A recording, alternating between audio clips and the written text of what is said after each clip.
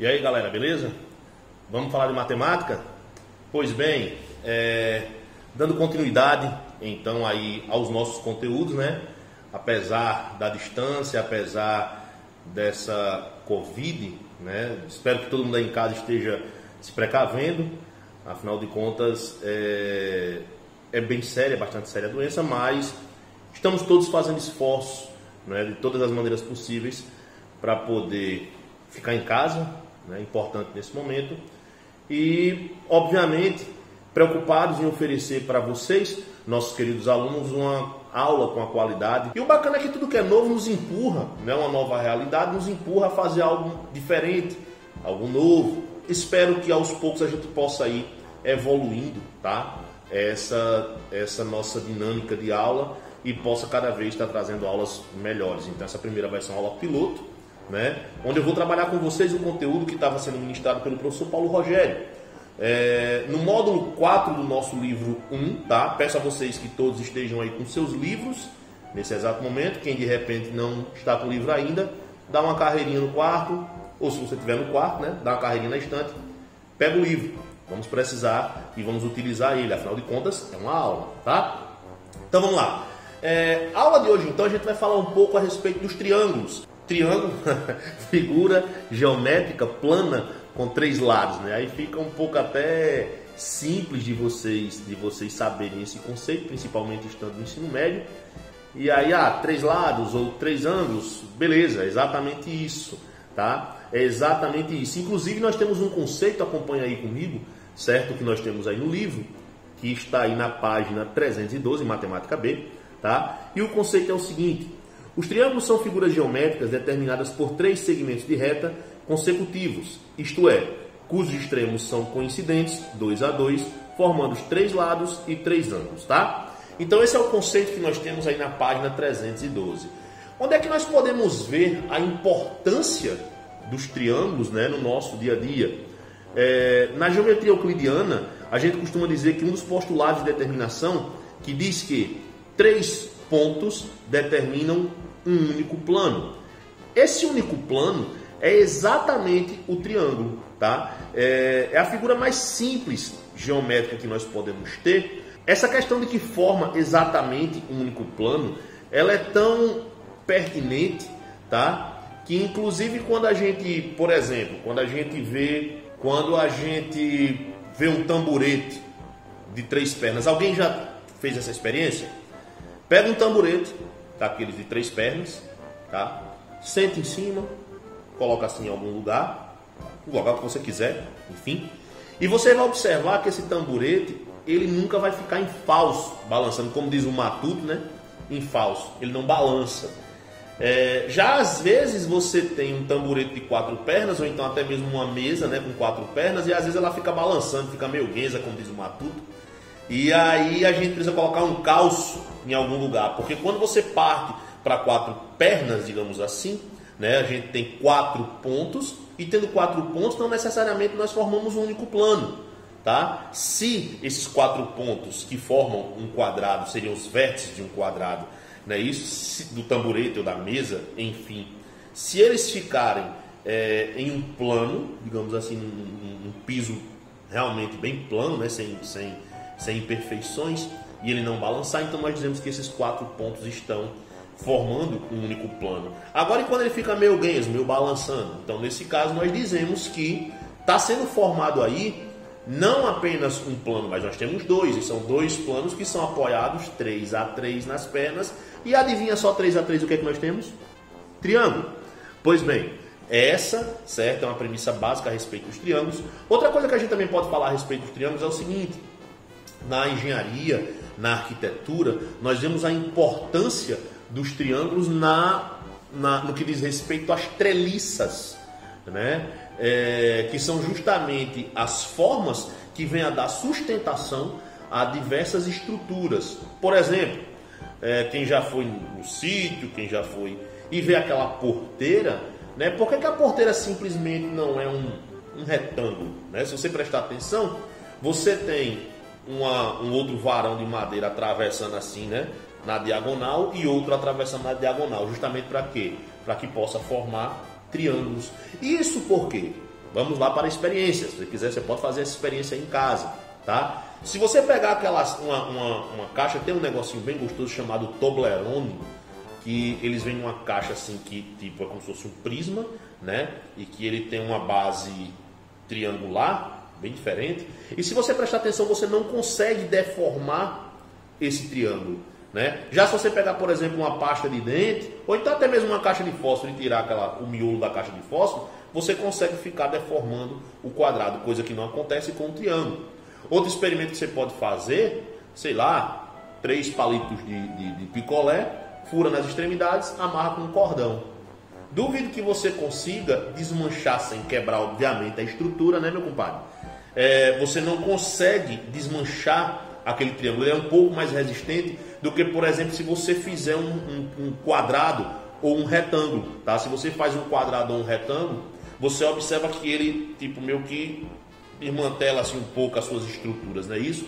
Então essa também é uma importância do triângulo, tá? Falando agora sobre os elementos ou partes de um triângulo, tá? Nós temos aí os ângulos, né? E nós temos os lados. Temos 3 ângulos, 3 lados, tá? Mas como elementos no estudo da matemática, nós também podemos dizer o seguinte. Nós podemos dizer que o triângulo ele é formado por ângulos internos e ângulos externos. Como diz aqui embaixo, galera, na figura, ó, A, B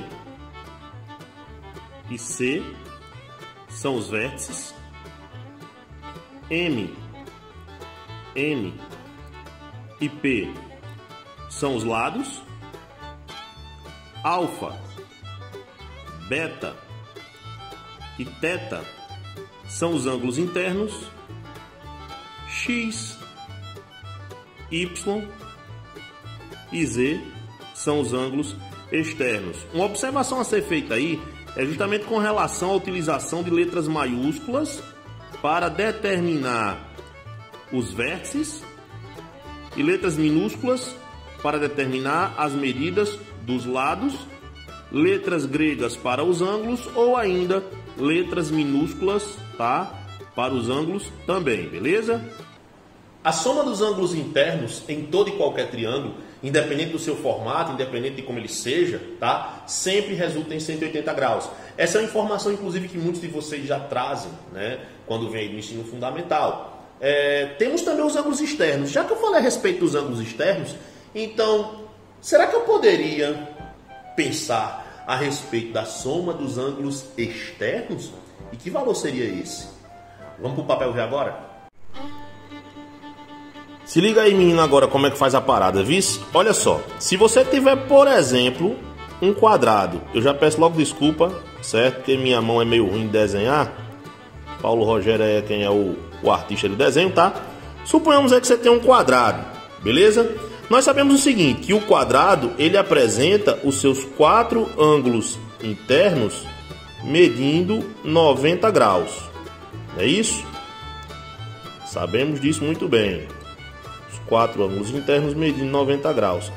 Se nós pegarmos e traçarmos uma diagonal... Eita, bicho, igual o traço vai troncho, mas agora deu certo. Pronto, foi. Beleza? O que é que acontece? Olha só, teremos aqui separado então, tá?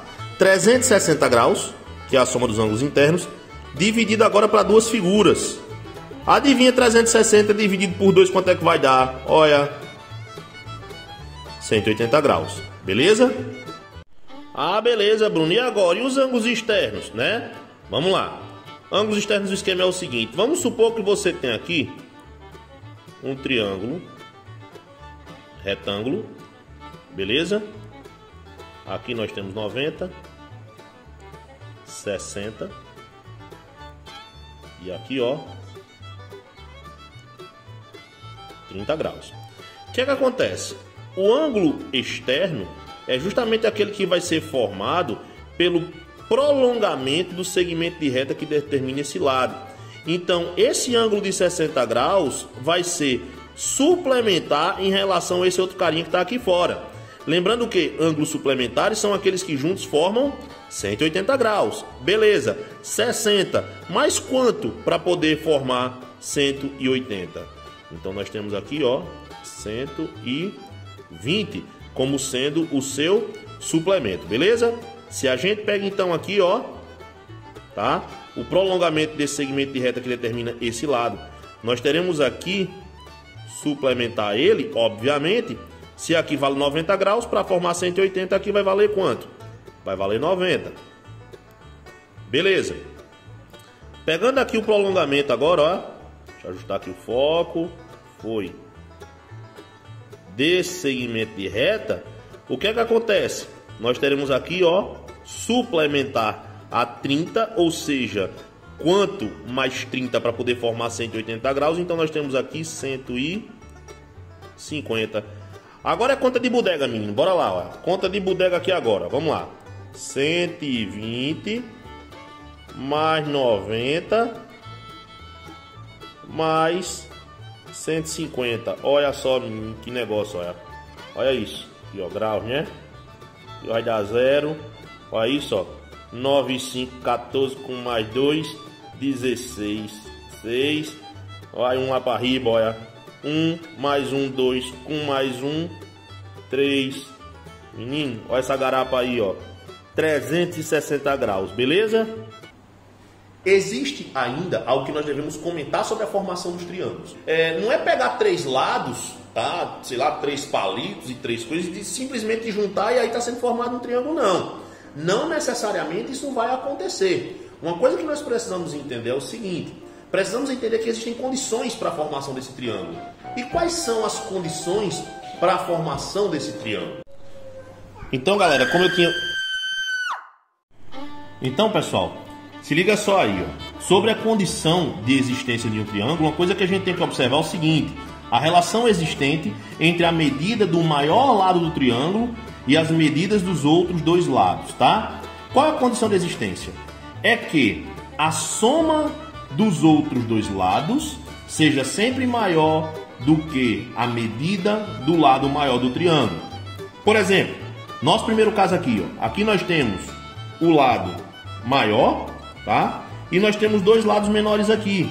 Só que, observe quando eu tento fechar aqui o triângulo, olha só o que acontece. Não forma o triângulo. Isso por quê? Porque a soma das medidas desses dois lados menores aqui é exatamente igual à medida do lado maior. Então nós não temos formação de triângulo, tá? Quando a gente parte aqui para esse exemplo aqui de cima, observe que esse aqui seria o nosso lado maior, tá? E aqui nós temos os dois lados menores. Observe quando eu tento fechar para poder formar o triângulo. Olha só. Quando eu tento participação especial do neném, quando eu tento fechar, ó, não forma. Isso por quê? Porque a soma desses dois lados menores, ele é menor, tá? A soma desses dois lados menores é menor do que o valor da medida do lado maior. Já aqui nós temos a formação do triângulo.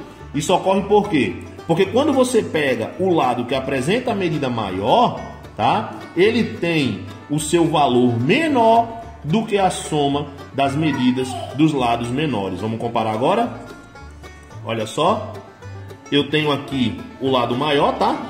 Esse aqui é o lado maior. E lado maior. E quando eu somo os dois lados menores, a soma de suas medidas é maior do que o lado maior. Então aqui nós temos condição sim de existência para um triângulo. Os triângulos também são passíveis de classificação. Nós classificamos esses triângulos, tá? A classificação ela pode ser com relação aos ângulos internos, obviamente, ou com relação aos lados, tá? Para que eu possa fazer até mesmo uma distinção, é muito importante a gente falar a respeito de classificação e falar a respeito de propriedades. Coisa que a gente fala o tempo inteiro em matemática, às vezes o pessoal tem alguma dificuldade em entender a diferença entre classificação e propriedade, tá? Então, fazendo um comentário bem breve.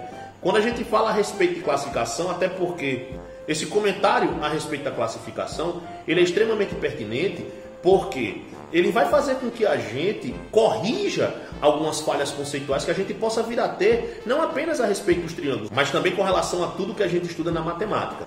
O que é que nós podemos falar a respeito de classificação? Pois bem, classificação é o seguinte, eu vou trazer um exemplo um pouco mais do dia a dia para vocês. Quando uma criança nasce, né, e a gente vai tirar a certidão de nascimento dessa criança, é perguntado qual o sexo da criança, masculino ou feminino. Não existe outra opção na certidão de nascimento. Então, ou você se enquadra na condição de sexo masculino ou você se enquadra na condição de sexo feminino. Isso falando a respeito de uma certidão de nascimento de uma criança. Não existe nenhuma outra possibilidade que não seja essa.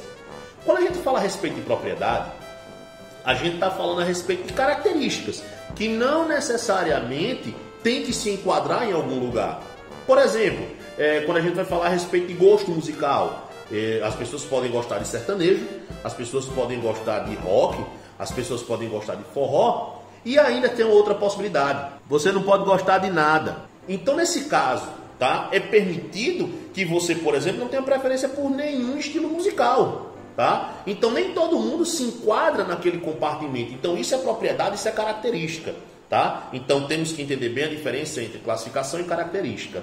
Sendo assim, agora a gente entende que se há uma classificação dos triângulos, então todo mundo vai ter que se encaixar em algum lugar. Dá uma olhadinha aí na tua página 312 aí do teu livro, acompanha aí. Com relação aos ângulos, tá? Os triângulos podem ser classificados como acutângulos. E quando é que um triângulo é acutângulo? Um triângulo é acutângulo quando todos os seus ângulos internos têm uma medida menor do que 90 graus. Um triângulo ele pode ser classificado também como retângulo. Um triângulo retângulo é um triângulo que apresenta um dos seus ângulos internos medindo 90 graus. E podemos também classificar o triângulo como sendo obtusângulo. Isso ocorre quando esse triângulo apresenta um dos tendo uma medida superior a 90 graus. Com relação aos lados, nós podemos classificar os triângulos como sendo escaleno, tá? Um triângulo escaleno é aquele que apresenta as medidas dos seus três lados como sendo medidas diferentes, tá? Um triângulo com relação aos seus lados, ele também pode ser classificado como isósceles, é quando ele tem dois lados iguais, tá? E, consequentemente, também tem dois ângulos iguais. Anota isso aí que depois eu vou fazer um comentário a respeito disso aí, tá? E o triângulo também pode ser classificado como sendo equilátero, que é quando ele tem as medidas dos três lados iguais, consequentemente, as medidas dos três ângulos internos também são iguais. Falando agora a respeito das sevianas, tá? Esses conceitos que a gente vai estudar agora de sevianas, inclusive, vão interferir em diversos conteúdos que vocês vão ver durante todo o ensino médio. E volta e meia a gente vai voltar e vai falar a respeito das sevianas, inclusive em outros conteúdos que a gente vai ver durante o ensino médio, tá? Acompanha aí comigo então quais são as sevianas. Então vamos lá, galera, verificando aí então, tá, sobre as sevianas principais, nós temos a primeira aí como sendo a altura, tá? Altura, segmento da perpendicular traçada de um vértice sobre o lado oposto. Vamos lá ver como é que é esse esquema aí, ó. Tu tem aí o triângulo. Eita, triângulo feio da molesta. Descarta esse pedaço aqui. Vamos lá. Então, nesse caso aí, o que vem a ser a altura é quando você parte do vértice até o seu lado oposto de forma perpendicular. Ou seja, vindo a formar um ângulo de 90 graus. Sempre que isso ocorre, não importa se desse vértice para esse lado, desse vértice para esse lado ou desse vértice para esse lado, de forma que no ângulo oposto seja formado um ângulo 90 graus, no lado oposto, perdão, de forma que no lado oposto seja formado um ângulo de 90 graus, então nós temos essa seviana como sendo chamada de altura, tá? Mediana. Mediana é o seguinte: segmento que une um vértice ao ponto médio do lado oposto. Aí já é outro esquema. Você tem aí o triângulo, tá? Eita, deu uma entronchada aqui. Mas vamos lá. Ele vai partir de um vértice até, não necessariamente formando ângulo 90 graus, tá, gente?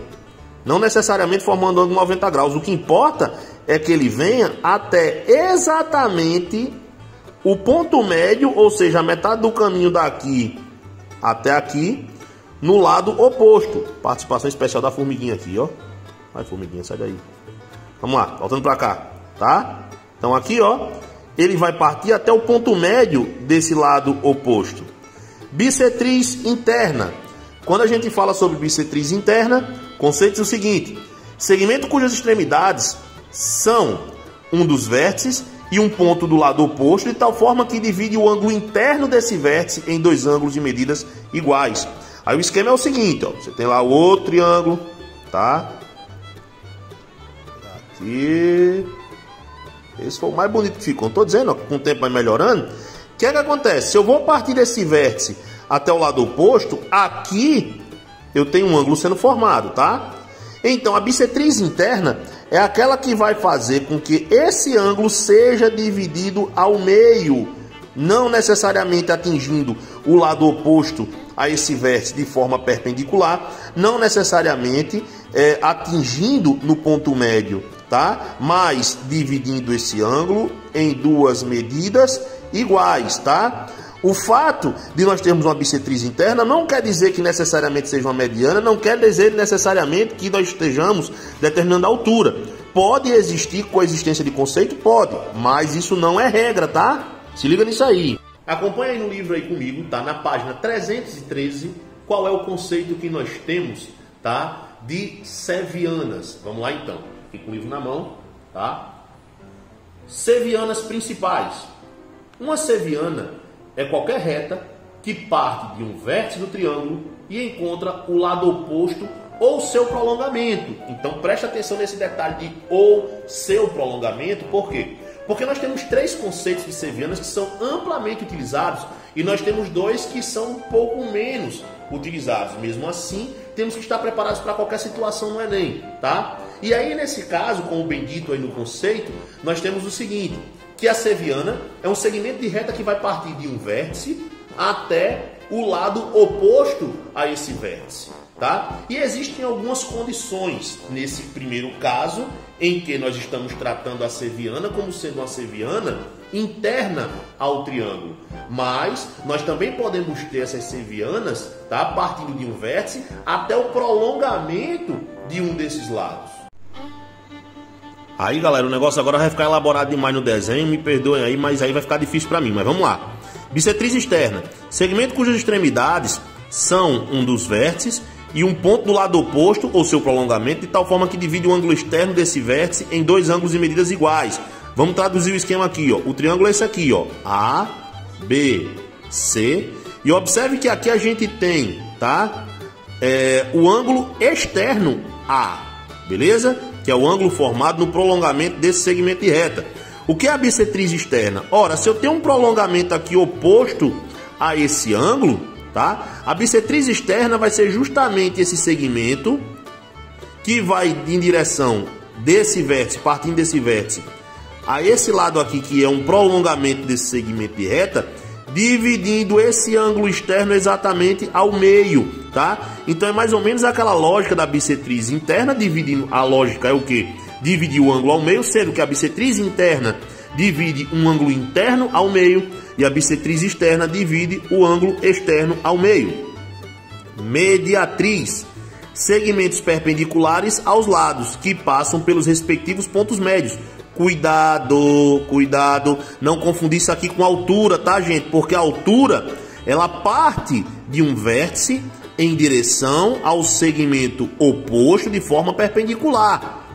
A mediatriz não, ela não parte de um vértice, ela parte do ponto médio de um lado qualquer de forma perpendicular, não atingindo necessariamente um vértice.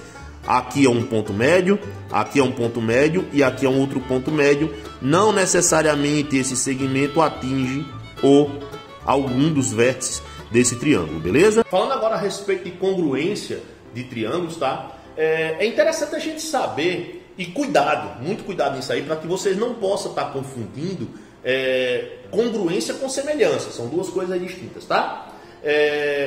A congruência, para a gente poder vir um pouco mais ao pé da letra, me permite até mesmo dar uma pesquisada aqui no tio Google, né?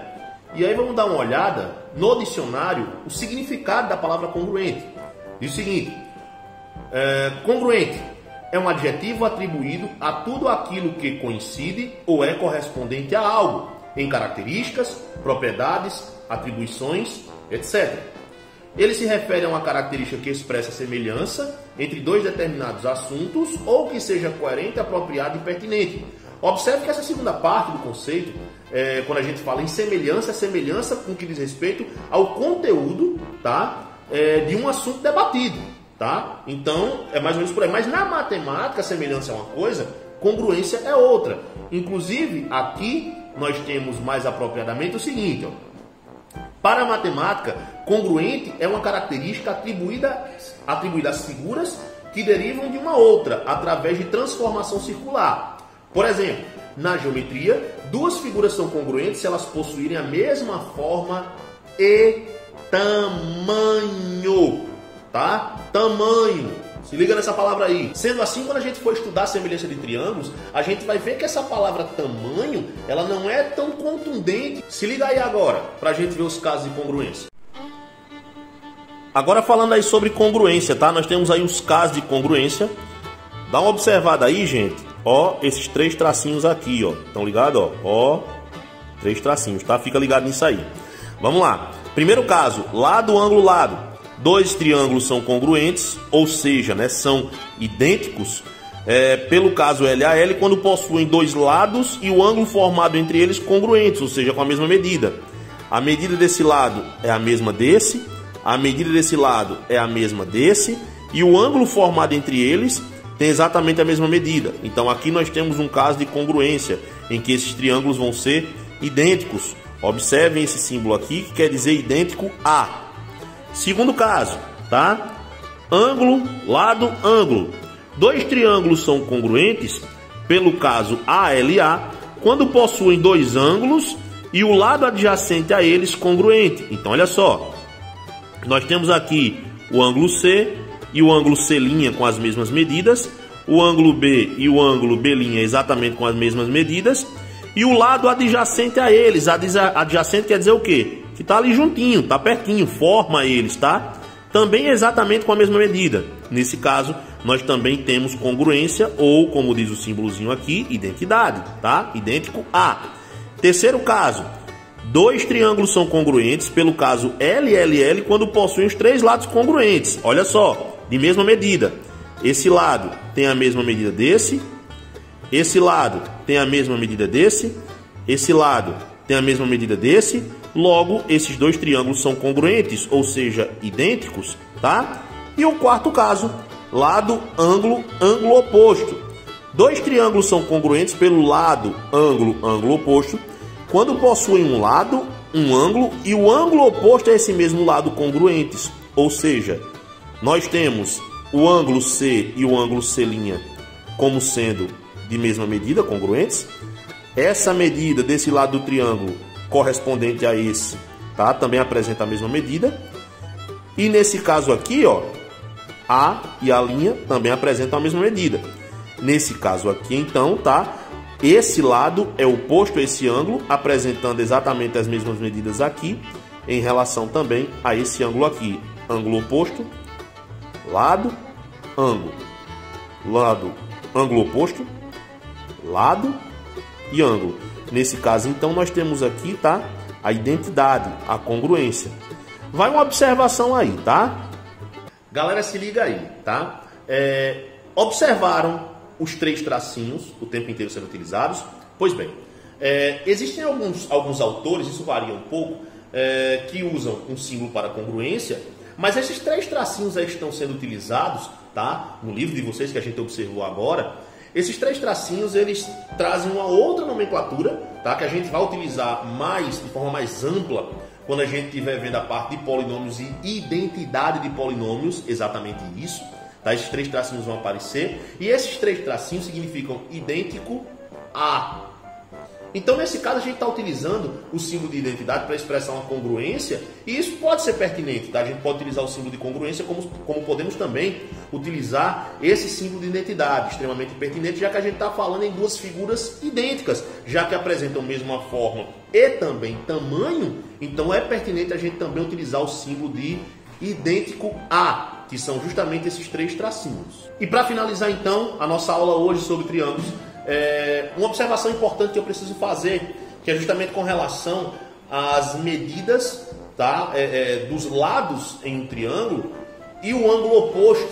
Quanto maior é a medida do ângulo, obviamente, maior vai sendo a medida do lado desse triângulo, tá? Se você experimenta aí, se você for aumentando o grau de abertura entre dois segmentos de retas, semi-retas ou retas que venham a formar um ângulo, a medida do lado do triângulo vai aumentando conforme você vai aumentando a medida do ângulo oposto a ele. Então, se você aumenta o ângulo, você aumenta a medida do lado oposto. Beleza? Então, galera, essas foram as dicas, essa foi a nossa aula, tá? Saudade aí de vocês, vontade de rever vocês novamente. Fiquem em casa, tá? Isso vai passar e nós logo estaremos juntos novamente. Beleza? Um forte abraço, falou!